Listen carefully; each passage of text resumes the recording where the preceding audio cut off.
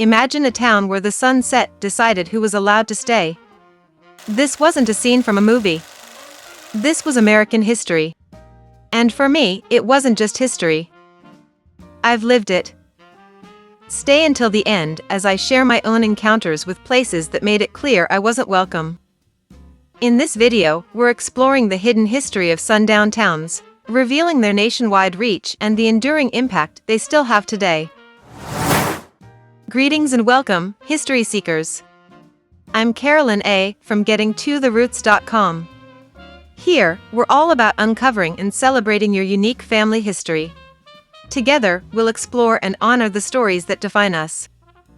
Let's dive in. Sundown towns weren't always marked by signs, but the message was clear. If you were Black, you had no business being there, especially after dark. Some towns posted warnings at city limits, some had unwritten rules passed down through generations. And others let their police officers and local businesses do the talking. Sundown towns earned their names from a simple, brutal rule. Black people had to be gone by sunset, staying meant facing harassment, arrest, or worse. This wasn't a Southern phenomenon, it was a nationwide reality. And while some places were notorious, like Anna, Illinois, and Vidor, Texas, the reality is, any town that made Black people feel threatened was functioning as a sundown town. Sundown towns were not just about police stopping Black people from being there after dark. The entire community played a role in making sure these towns remained white. The rules were often unspoken, but they were enforced through fear, economic control, and social pressure. The goal was not just to remove Black people, but to make sure they never came back.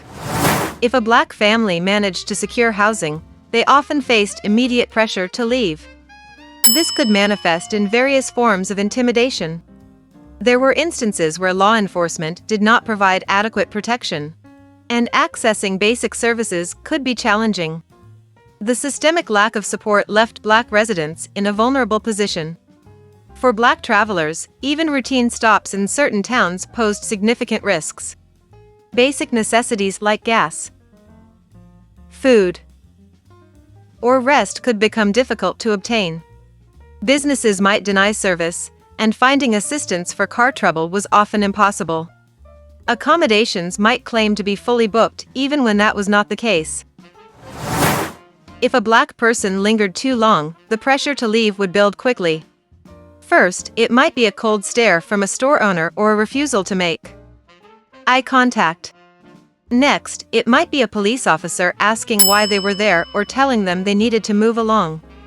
Even in places that were not officially sundown towns, the lack of Black residents told its own story. Discriminatory ideas are still a concern. These beliefs aren't just in the past. They show up in everyday life. Sometimes, it's in how people act. They might ignore you, or make you feel like you don't belong. It's in the little things that remind you that you're an outsider. That is what I felt in the late 1970s when I took a clerk typist course in Birmingham, Michigan. The setting was different, but the message was the same. I was not wanted. The coldness, the refusal to acknowledge me, and the repeated acts of vandalism against my car were not random acts. They were warnings. Years later, in the early 1980s, I felt it again in Farmington Hills, Michigan. I was just trying to find a post office, lost in a sea of unfamiliar streets. I asked people for help, they looked right through me like I didn't exist. No one spoke. No one acknowledged me. I went to a gas station, thinking maybe someone there would help. Nothing.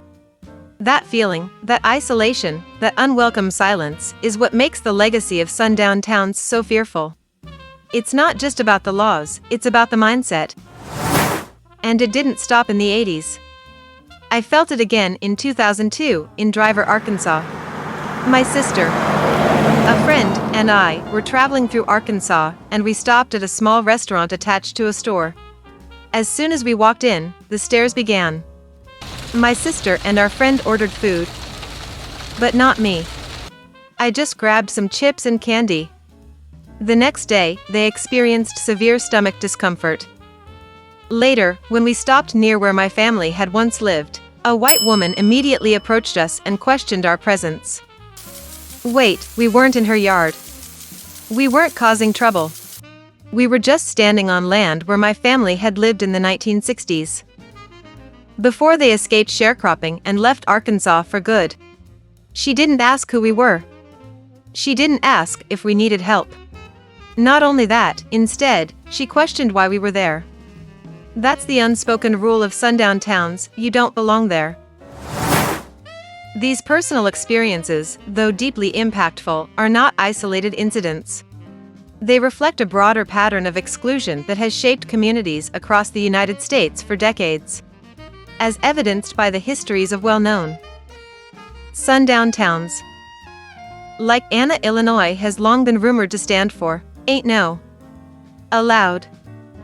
The name itself is a reminder of the town's history of exclusion. Vidor, Texas, a town with a strong Klan presence, and for many decades was hostile to Black residents. Marion, Indiana, experienced a period of racial tension in 1930. This event led Black people to avoid staying there overnight. Cicero, Illinois, became a focal point of racial tension in 1951 when a Black family attempted to move into a predominantly white area. Historically, some communities, including those like Darien, Connecticut, and Levittown, Pennsylvania, employed restrictive housing practices that limited homeownership for Black families. Glendale, California, was known for enforcing housing covenants that restricted occupancy based on race and used police tactics to maintain its predominantly white neighborhoods. Columbus, Nebraska, and Parsons, Kansas, have a history of Black exclusion, with reports of threats against those who attempted to stay overnight. It is important to remember that not all sundown towns were well known. Many operated in the shadows, without national attention, but with the same goal of racial exclusion. Let's talk about some of those lesser-known towns. Elwood and Portland, Indiana, had a strong Klan presence and remained hostile toward Black residents for decades. Pana, Illinois, had a history of racial tension involving Black coal miners in the early 1900s. Monticello, Kentucky, and Vienna, Illinois, displaced their Black populations in 1954, a full decade before the Civil Rights Act was passed. During the late 19th century, Evanston, Wyoming, had a history of excluding both Chinese and Black people. In the mid-20th century, some towns used official signals to enforce curfews for Black and Native residents. For example, Minden, Nevada, sounded a siren at 6 p.m. every evening.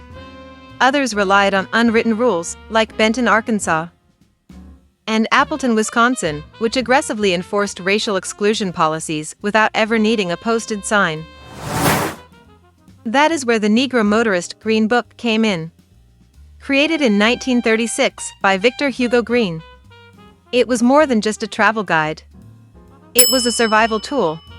The Green Book listed gas stations, restaurants, hotels, and other businesses where Black travelers could safely stop without fear of being turned away, harassed, or harmed.